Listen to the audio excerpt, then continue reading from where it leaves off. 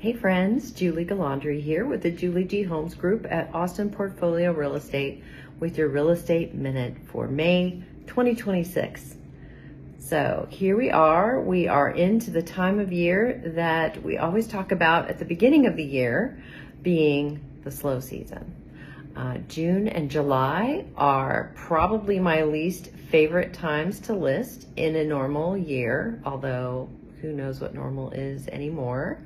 But typically the reason June and July are slow is because it is hella hot here in Texas and families are unfettered by the school calendar and people are getting the heck out of here, going on vacation, having graduations, celebrations. And so a real estate need from a buyer perspective can go on the back burner. So what we see in a normal year is that the buyers kind of come and go during the summer, week to week. You can put a property on the market, let's say now, June 9th, June 10th, and you are going to be trying to get the attention of people who are very distracted by the wonderful parts of life, like vacations and graduations, like I just mentioned. So the showing activity can vary wildly week to week throughout that 8-week period. So I guess I'm gonna use that as a prelude to my continuing to preach around pricing. You have to get pricing right in this current market. We are bumping along the bottom of a market cycle, which is great. That means it's not continuing to go down. We have found the bottom, and what is unknown is what the trajectory will be going forward.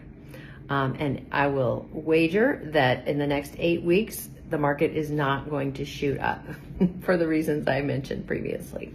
But it is possible because we are not looking at boatloads of inventory, particularly in the central, south and west Austin areas. We're not having a lot of inventory, and so the inventory is getting consumed. So then there may be a little bit less inventory heading into the fall when the buyer activity will pick back up. And as we know, and as I always preach, it is simply supply and demand that drives our market. And when there is lower supply and higher demand, that's when you see kind of the spikes or people running after properties and bidding them up. And that is certainly still happening. It just happened in one of my listings a couple of weeks ago. And it's because we priced it properly. We priced it a little below our assessment of the market, and people came running, and our closing will be at $100,000 over our list price. So that's incredible. That's an incredible outcome. But it all really depends on what your goals are for your property. I don't think anybody's goal should be to be on the market much longer than about 60 days. Because if a property is sitting that long, it is priced incorrectly. And honestly, if it's on the market longer than 30 days, it's probably priced incorrectly. So that is my superpower. Understanding the market dynamics, knowing what brings buyers running is just, I have to do that. That's my responsibility as a real estate professional. So if you want to talk about your home and your goals and plans and figuring out what the right timing is for you, I am here for it. Give me a call, 512-568-1222.